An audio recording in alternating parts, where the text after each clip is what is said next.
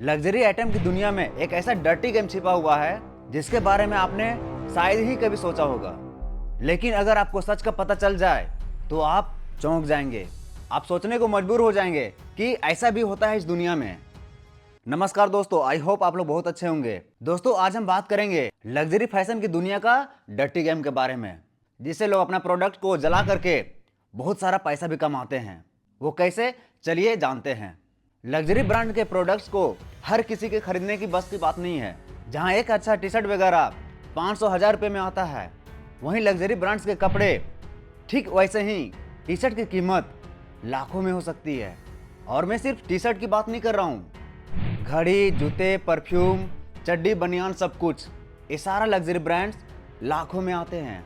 Luxury brands वाली कंपनियां अपने प्रोडक्ट्स की कभी भी डिस्काउंट नहीं देती है, और अगर सामान नहीं बिकता है, प्रोडक्ट्स नहीं बिकता है, तो उसे कंपनियां जला करके नष्ट कर देती है। कंपनियां एक झटके में कई करोड़ों का माल नष्ट कर देती है। 2018 में एक ऐसा ही मामला आया। ब्रिटेन के प्रसिद्ध फेमस कंपनी बर्बरी ने अपनी वार्षिक रिपोर्ट में यह खुलासा किया कि उसने उसके पिछले साल $3.6 बिलियन कमाया था।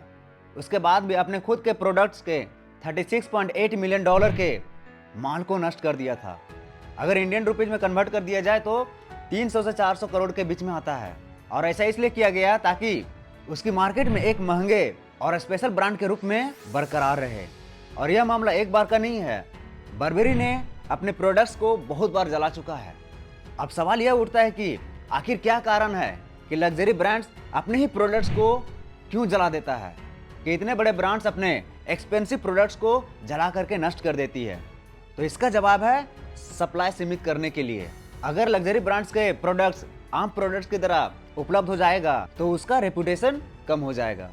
जब लग्जरी ब्रांड्स का रेपुटेशन ही नहीं रहेगा तो आम प्रोडक्ट्स की तरह वो भी बिकने लगेगा।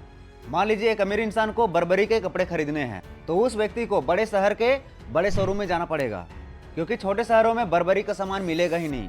अब सवाल ये आता है कि अगर प्रोडक्ट्स बच जाता है तो उस प्रोडक्ट्स को अगले साल भी तो यूज किया जा सकता है।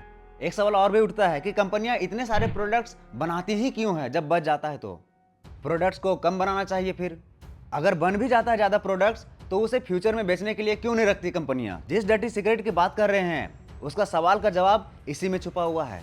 दरअसल अमेरिका के एक टैक्स प्रावधान के अनुसार अगर प्रोडक्ट्स के निर्यात के बाद उसे नष्ट कर दिया जाता है तो कंपनी को 99% टैक्स वापस कर दिया जाता है।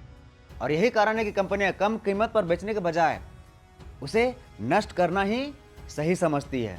यहाँ पर जो पूरा गेम है वह पैसा कमाना और पैसा बचाने का है। पहले एक्सपेंसिव प्रोडक्ट्स को बेच करके पैसा कमाओ, फिर जो प्रोडक्ट्स बच गया है उसे नष्ट करके टैक्स बचा लो। ऐसे ब्रांड अपने उत्पादों को इसलिए नष्ट कर देती है ताकि उन प्रोडक्ट्स की कीमतों पर पूरी तरह उनका कंट्रोल रहे। अगर उसे नष्ट नहीं करते हैं तो ग्रे मार्केट में सेलिंग शुरू हो सकती है। अब ग्रे मार्केट क्या है? ग्रे मार्केट उस बाजार को कहा जाता है जहां ब्रांड्स के बिना अनुमति लिए फिर से बिक्री के लिए आ जाता है।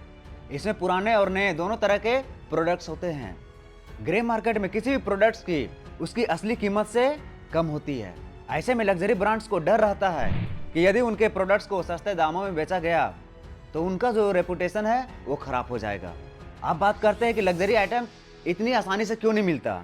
तो बात ऐसा है कि हर लग्जरी ब्रांड्स के उनकी खासियत होती है, मतलब उन्हें पाना आसान नहीं होता है, यही खासियत है। जैसे कि आम प्रोडक्ट्स जितनी आसानी से मिल जाती है, उसी तरह से लग्जरी ब्रांड्स के भी प्रोडक्ट्स आसानी से मिलने लग जाए तो उसका वैल्यू ही खत्म हो जाएगा। इसलिए लग्जरी ब्रांड्स अपने प्रोडक्ट्स को जानबूझ करके कमी बनाए रखते हैं और जरूरत पड़ने पर करोड़ों का नुकसान उठाने के लिए भी तैयार रहते हैं। 2018 में बर्बरी की रिपोर्ट इस मुद्दे को उजागर किया और खरीदार भी जागरूक होने लगे। इसके बाद अमेरिका में नए तरह के बिजनेस मॉडल को प्राथमिकता दी जाने लगी। कुछ लोग ऐसे ब्रांड्स की तरफ मुड़े जो पुराने कपड़ों को लगभग नया बना करके देती है, और अब तो लोग स्वीकार भी करते हैं कि माल पुराना है। तो ये था फैशन लग्जरी की दुनिया का डर्टी गेम। वीडियो कैसा लगा कमेंट में जरूर बताइएगा। मिलते हैं नेक्स्ट वीडियो में। जय श्री राम।